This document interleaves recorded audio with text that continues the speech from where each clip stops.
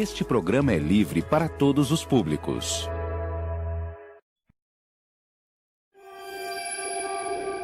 No fim do século XIX, movimentos nacionalistas cresciam por toda a Europa. É nesse momento que surgiu o sionismo. O nome sionismo se refere à teoria desenvolvida nessa época pelo húngaro Theodor Herzl, segundo a qual a sobrevivência do povo judeu, que vivia espalhado pelo mundo, dependia da criação de um Estado próprio. A ideia é que esse Estado fosse erguido na região da Palestina. À época, a Palestina estava sob domínio do Império Otomano e a maioria de sua população era árabe e muçulmana. A justificativa para que o Estado de Israel fosse criado justamente ali tinha ligação com histórias bíblicas que falavam da terra de Israel. Em 1918, com o fim da Primeira Guerra Mundial, o Império Otomano chegou ao fim e a região da Palestina passou a ser então de domínio britânico. Os britânicos mantiveram posições ambíguas em relação aos interesses árabes e judaicos nessa região. Dois documentos mostram bem isso. O primeiro deles, de 1917, é a Declaração Balfour. O documento foi assinado pelo ministro das Relações Exteriores inglês daquela época, que deu apoio à causa sionista e impulsionou a imigração judaica nas décadas seguintes. Mas nesse jogo ambíguo, os britânicos também publicaram o Livro Branco de 1939, que limitava a imigração judaica e restringia a compra de terras árabes por judeus. Enquanto isso, a perseguição nazista aos judeus na Europa ao longo da década de 30 e no começo da década de 1940 deu impulso à imigração para a Palestina, inclusive clandestinamente. Nesse período, os conflitos se intensificaram em cidades como o antigo porto de Jaffa, onde árabes se revoltaram contra o estabelecimento de judeus no território. Eles viam o sionismo como uma estratégia colonial e imperialista europeia, enquanto os judeus viam a imigração para a Palestina como uma alternativa de sobrevivência ao Holocausto nazista. A despeito do rechaço local, essa presença de judeus na Palestina cresceu. Um ano após o fim da Segunda Guerra Mundial, em 1946, os judeus já eram 1/3 da população da região, que ainda estava sob mandato britânico. Em 1947, a ONU tinha sido recém-fundada. Foi ela, a Organização das Nações Unidas, que propôs um plano de partilha do território entre árabes e judeus, logo após a saída dos britânicos. A sessão da Assembleia Geral que apoiou essa decisão, expressa na Resolução 181, foi presidida por um brasileiro, o diplomata Oswaldo Aranha. O documento recomendava a criação de 2 estados independentes e de um regime especial internacional para administrar Jerusalém, cidade que é sagrada tanto para judeus quanto para muçulmanos, além de ser sagrada para os cristãos também. As autoridades judaicas aceitaram o plano da ONU, mas as lideranças palestinas e árabes não. Foi Davi Ben-Gurion quem declarou em 14 de maio de 1948 a independência do Estado de Israel. No dia seguinte, Egito, Síria, Líbano, Jordânia e Iraque atacaram o novo país.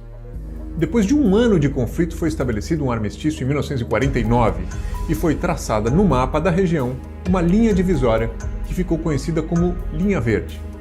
O Estado de Israel foi criado em 1948, mas o Estado palestino não foi criado. Ao contrário, ele acabou em parte ocupado por Israel e em parte dividido em pedaços. A faixa de Gaza ficou sob controle do Egito. A Cisjordânia e a parte leste de Jerusalém ficaram com a Jordânia.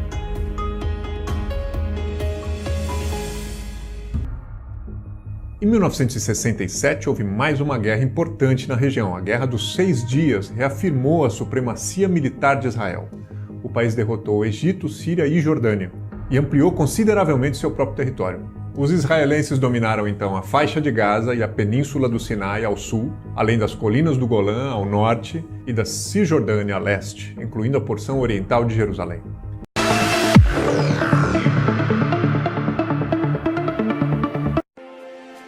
Obrigado a você que se inscreveu em nosso site, participando da nossa programação.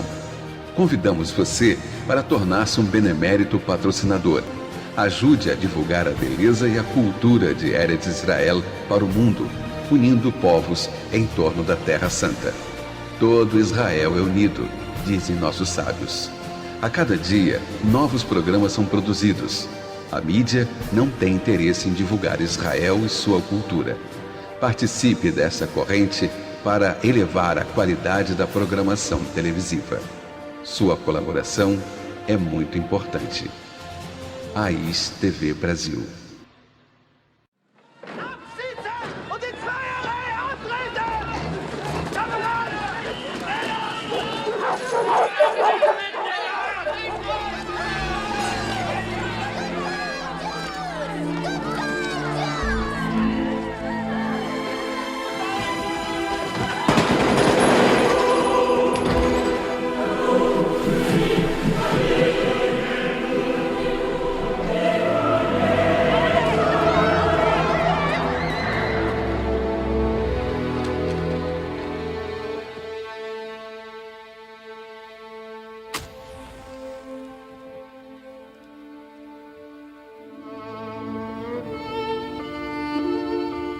By law, I have to tell you, sir, I'm a Jew.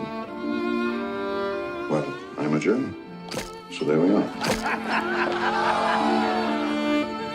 You want these people? My people, I want my people. Who are you, Moses?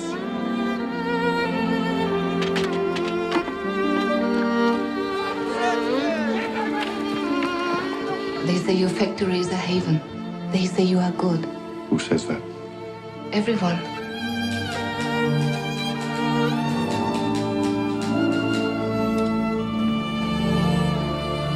All you have to do is tell me what it's worth to you. What's a person worth? No. What's one worth to you?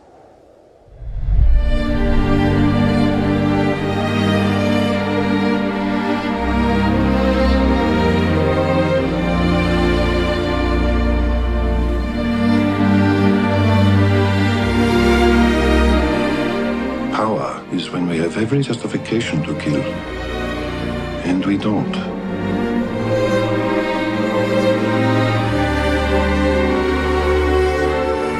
The list is life.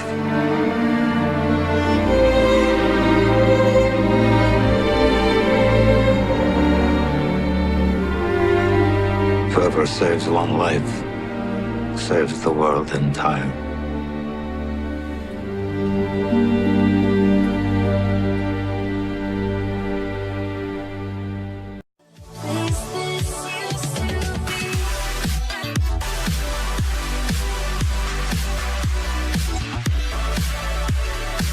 Este programa é livre para todos os públicos. Conheça agora os maiores mistérios da Bíblia. Cemitério dos Filisteus. Um dos povos mais controversos da Bíblia são os filisteus. O povo ocupou a costa sudoeste de Canaã e sumiu sem deixar vestígios. Até hoje, há discussões entre especialistas e historiadores sobre as peculiaridades dos povos. Alguns acreditam que eles podem ter sido não só um povo, mas uma comunidade de vários povos diferentes. A ciência pode ter revelado grande parte dos mistérios sobre os filisteus.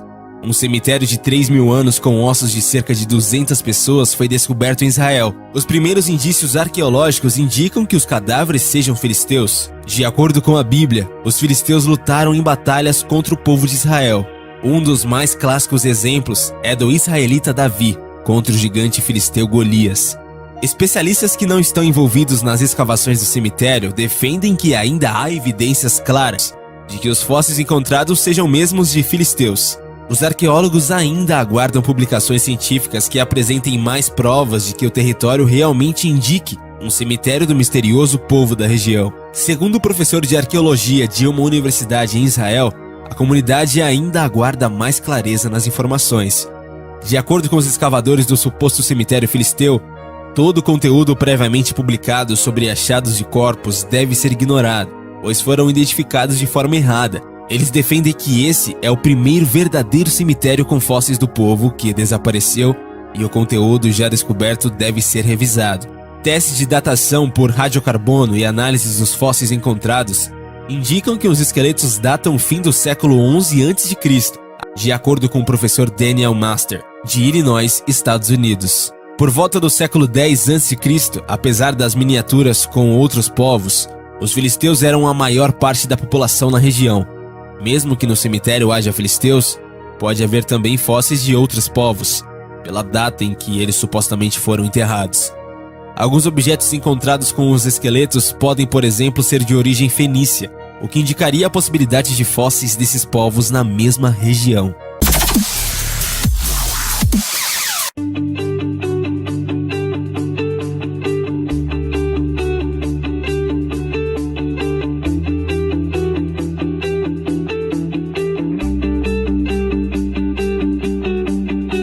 Hoje a gente está em Od, uma vila de artistas. Essa vila, ela remonta ainda à época dos Templários, dos Cruzados, aí foi abandonada.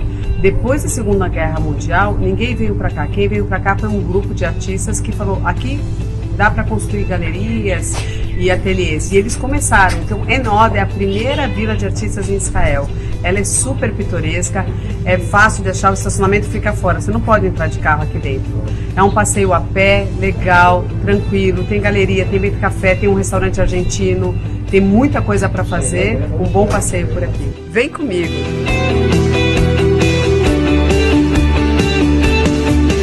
Uma das minhas obras favoritas em Enod é pensar fora da caixinha, não, da sardinha, não, da latinha!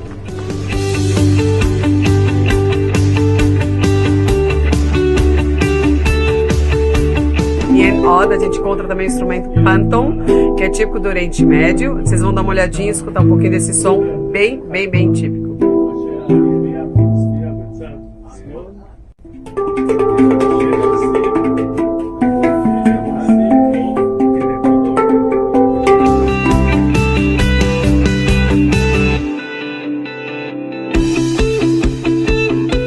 Está no Museu de Caixinhas de Música em Enod. Para quem gosta de música, gosta de arte, de história, é um lugar obrigatório.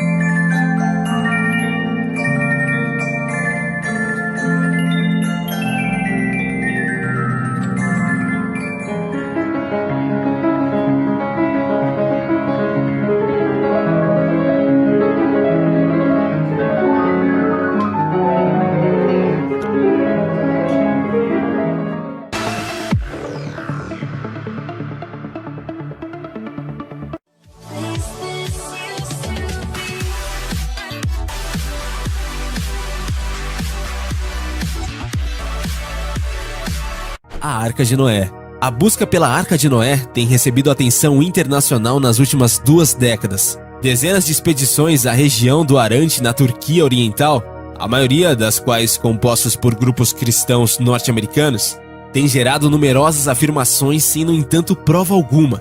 A Arca de Noé era uma grande barcaça, construída de madeira e impermeabilizada com betume. Suas dimensões eram aproximadamente de 450 pés de comprimento, 75 pés de largura e 45 pés de altura, com 3 andares interiores. Aparentemente, uma janela foi construída ao seu teto. As dimensões da arca tornam-a a maior embarcação marítima conhecida existente antes do século XX, e suas proporções são surpreendentemente semelhantes às encontradas nos grandes transatlânticos atuais. A Bíblia diz que o barco de Noé repousou sobre os montes de Ararat. Ararat provavelmente se refere a uma região do antigo reino de Urartu, e não um nome específico. Após a saída de Noé e sua família para a montanha, o barco virtualmente desapareceu nas páginas da Bíblia. Os escritores bíblicos que vieram posteriormente nunca deram indicativos de que soubessem que a arca ainda podia ser vista. O monte, atualmente denominado Ararat, é semelhante a uma cadeia com 2 picos gêmeos. É muito interessante observar que existem diversas referências no decorrer da história que relatam sobre um grande barco e uma montanha nesta região. As mais antigas referências são do início do século 3 d.C., que sugerem que era de conhecimento geral que a arca ainda podia ser vista no Monte Ararat. Até agora, nada foi comprovado de que a arca está neste monte.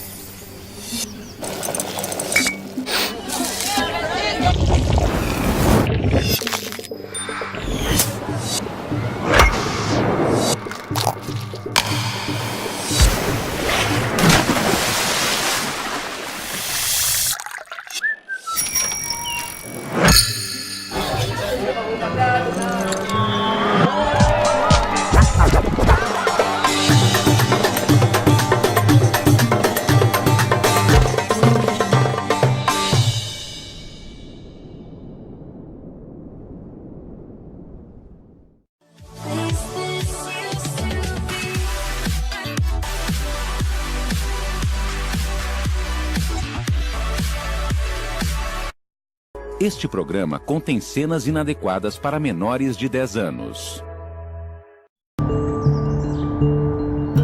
In the heart of Lithuania,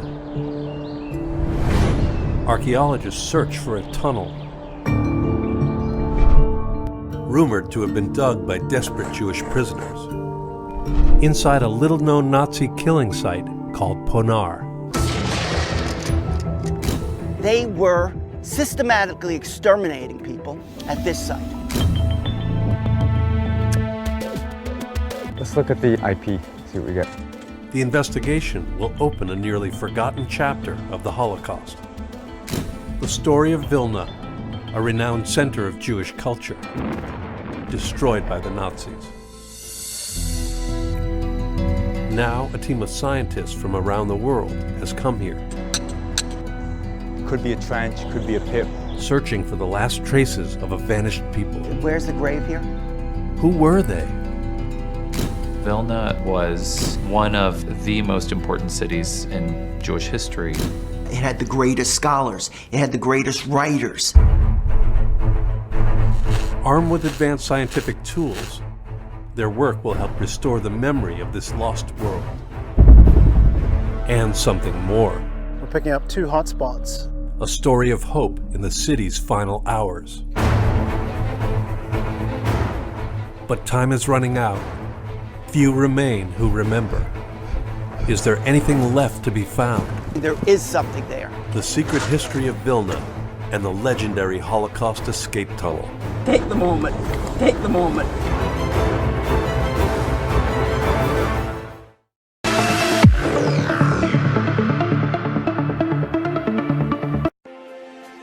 Obrigado a você que se inscreveu em nosso site, participando da nossa programação. Convidamos você para tornar-se um benemérito patrocinador. Ajude a divulgar a beleza e a cultura de Eretz Israel para o mundo, unindo povos em torno da Terra Santa. Todo Israel é unido, dizem nossos sábios. A cada dia, novos programas são produzidos. A mídia não tem interesse em divulgar Israel e sua cultura.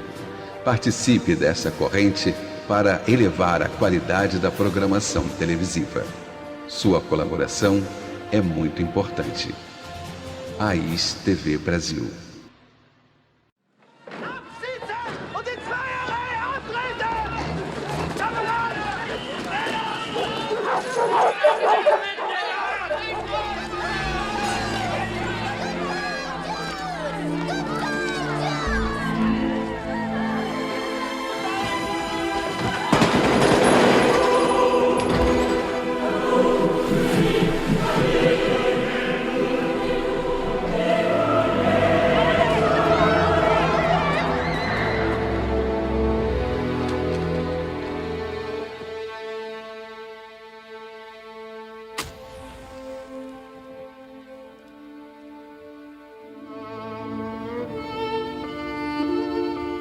By law, I have to tell you, sir, I'm a Jew. Well, I'm a German. So there we are. You want these people? My people, I want my people. Who are you, Moses?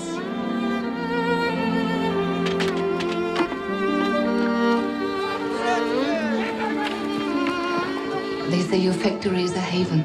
They say you are good. Who says that? Everyone.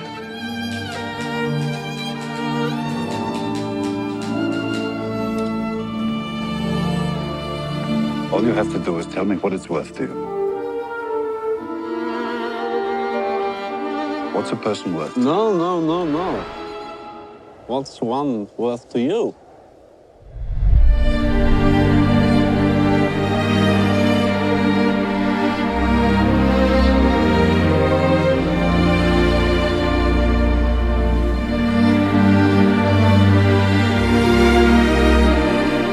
Power is when we have every justification to kill. And we don't.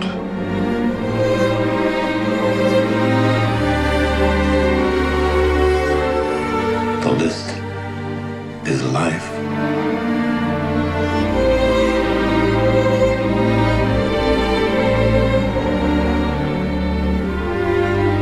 Whoever saves one life saves the world entire. Música